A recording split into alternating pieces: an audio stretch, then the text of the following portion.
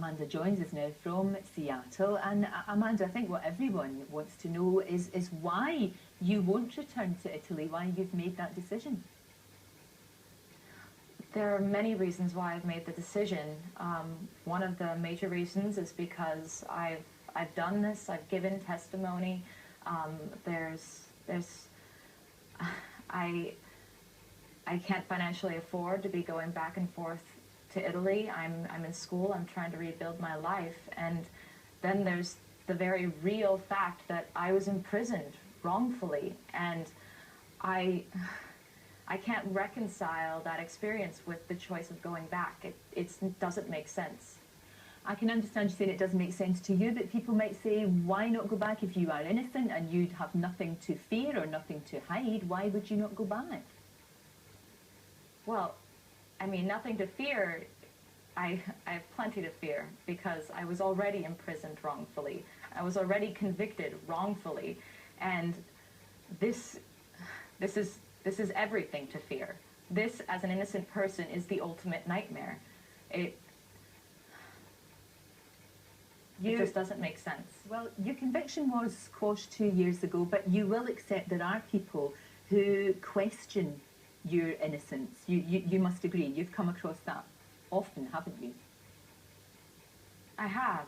I mean, I continue to have to fight this to this day when I feel like it should be clear what happened. It should be clear what this case is all about. This case isn't complicated. There's evidence of someone who shouldn't have been in the house, having been there, having laid hands on Meredith. His handprints are in her blood. He has a history of breaking and entering, and no relationship with me or Raphael. And so why is this case complicated? Why are we still discussing unreliable circumstantial evidence? Why are we still discussing character assassinations? Why? This isn't a complicated case. It has been resolved, and for people to hold on to circumstantial things that have been proven wrong, when, I mean, at the very beginning, I never had a chance to defend myself. Over the course of the trial, it was shown that I wasn't the monster that was being made of me, and with all of that gone, what's left? I mean, people say that I lied, and that's not true. I told the police from the very beginning that I had been with Raphael, and the one time that I broke down and said something else, it was because it was the police who picked me apart. And for them to say that I waltzed in and started claiming things and pointing fingers arbitrarily because I'm just that kind of person is wrong, and it's a lie itself. The Supreme Court has said that this new court needs to look at the circumstantial evidence that the previous court that acquitted me didn't take into proper consideration.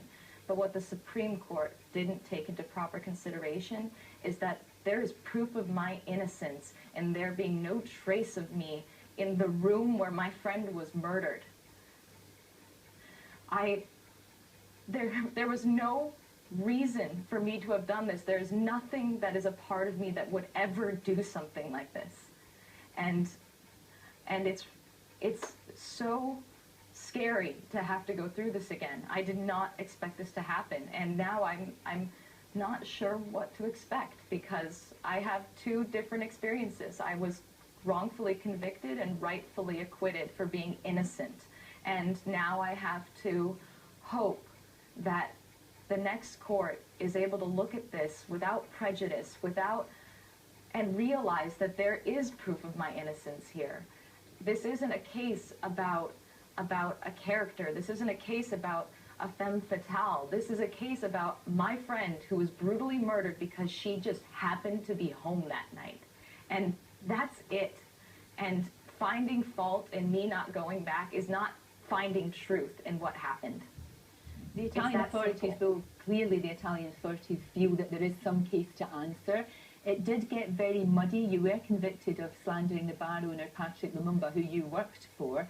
You know, he says that you lied to the police, and it all gets very, very muddy. And can you appreciate that people still raise questions about what actually happened?